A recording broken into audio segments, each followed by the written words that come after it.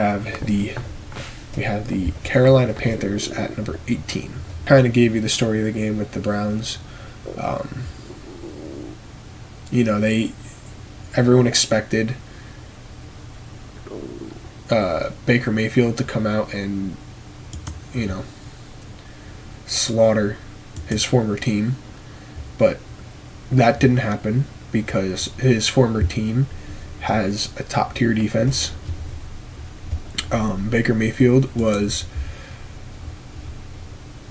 16 for 27 on the day for 235 yards, 1 touchdown, 1 interception, and he was sacked 4 times for a passer rating of 84.7. So he was just about average, a little bit below average. Christian McCaffrey was, invisible running the ball this game. He was, he got the ball 10 times for 33 yards and an average of 3.3 yards per carry and 1 touchdown. It's not terrible, not a terrible game. But they're going to have to give him the ball more. I understand if they want to kind of... I know he's had some injury trouble, so they might want to just slowly bring him back into the offense instead of just giving him 30 carries straight off bat and 10 receptions, 10 targets in the passing game. They did target him 5 times in the passing game for 4 receptions and 24 yards. Robbie Anderson had a fantastic game. He was targeted 8 times, and he caught the ball 5 of them for 102 yards, averaging 20 yards per catch, and a touchdown on the day. Like I said before, the fact that the Panthers only had the ball in their hands for 21 minutes out of this whole game, and the Browns had it for 38, and the Panthers were leading up until, the last 8 seconds of the game, where the Browns had to kick a 58-yard. They had to trust a rookie to kick a 58-yarder. I think that's phenomenal. I think this team is fantastic, and if that rookie, Cade York, misses that field goal, then the Panthers are the ones sitting at 15 and the Browns are the ones sitting at 18. Both teams proved that they were competitive, that they're here to play, but the Browns were the ones who pulled out the victory, and the Browns are the one with more potential, so they're sitting at number 15, and the Panthers are down at 18. But I do have them moving up. They were sitting at, number 23 last week, so they did jump up 5 slots to number 18.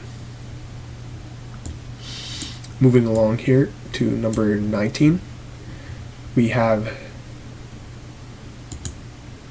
the New York Giants, and as you can see, I'm repping my Hakeem Nicks jersey. Fantastic wide receiver back a few years ago. I grew up in the New York, New Jersey area, so, I grew up around Giants fans. I personally do not consider myself a Giants fan, but, I'm rooting for this team because I have a lot of friends and family members who are Giants fans. I'm rooting for Daniel Jones as a person and an NFL player, and, with Daniel Jones' limited touches in this game, he did very, very well. He only missed on 4 passes in this game. He was 17 for 21, over 188 yards. He did get the ball downfield. It was 9 yards per attempt. He threw for 2 touchdowns, 1 interception. He was sacked 5 times, and his passer rating on the day was a solid 115. He did a great job of including everyone in the passing game. He got the ball to 6 different guys out there. Saquon Barkley, on the other hand, how did Saquon do? Saquon Barkley, on 18 carries, on a limited 18 carries, rushed the ball for 164 yards, an average of 9.1 yards per carry, and a touchdown. And his longest on the day was that big 68-yard play. I don't think he scored on that play, but he brought them into scoring position. Saquon Barkley's back, and he's here to play, and he proved that in this game. Sterling Shepard had a huge play, 65-yard touchdown, which is what actually really kickstarted their comeback. They were down 13 points in the third quarter, and then the Giants scored 13 to tie the game up. The Titans scored another touchdown in the third quarter to go up, I think it was 20 to 13. And then in the fourth quarter, the Giants answered back and went for the 2-point conversion to edge them out over the Tennessee Titans 21-20. And not only that, they got the Titans off the field with a few minutes left, and they ran the clock out, and they won the game.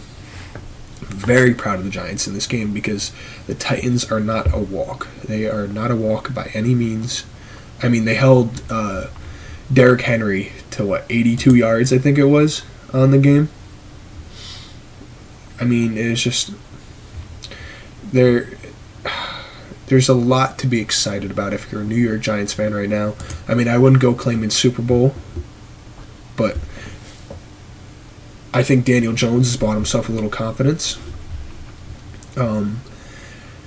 If really any aspect of this team needs to step up, I would say it's their offensive line and their defensive line.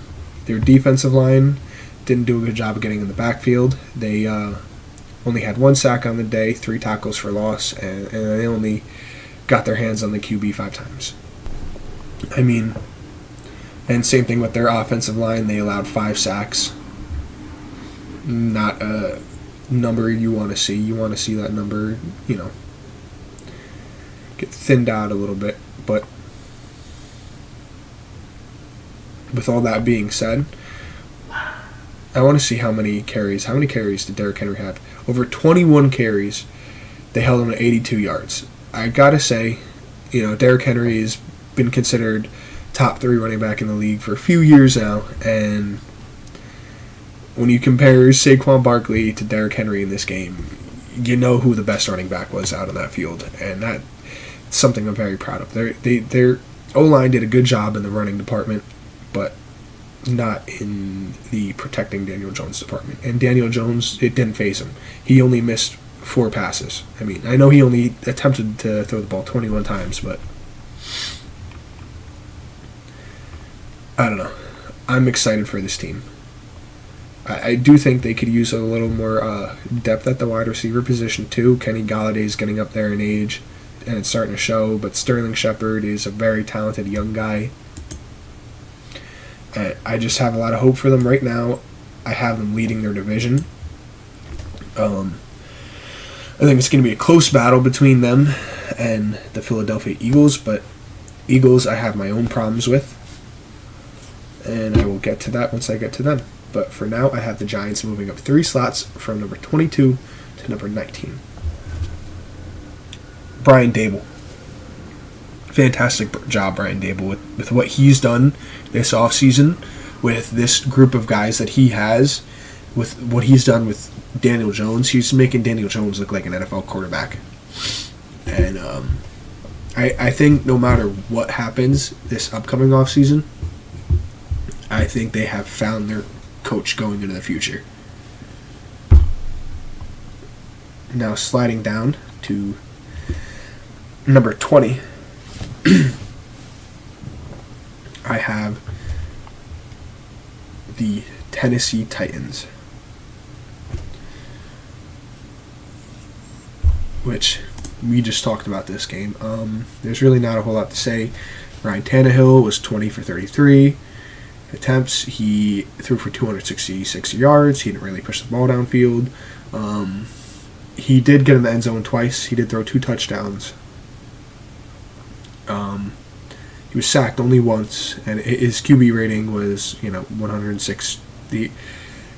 Just an average Ryan Tannehill game. Accurate, conservative. He did have some pretty ballsy throws that were pretty accurate, pretty shocking. But overall, their team rushing, they rushed the ball 26 times for only 93 yards, but they average 3.6 yards per rush. In the receiving department, nothing special.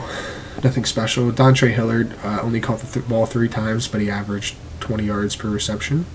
Not too bad a game for him. Their defense did a good job getting in the Giants' backfield. 5 sacks is pretty good. But I gotta say, this is not the same Titans team that we saw last year. They got cheaper. They got younger. I still love Kevin Byard on their defense. They do have some names on this defense, but I don't know.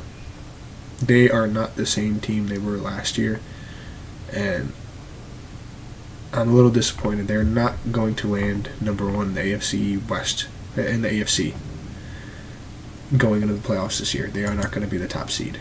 That's one thing I could say pretty confidently. Hey, I could be surprised. I could be proved wrong at any point. But for now, I have them dropping down 3 slots from number 17 to number 20.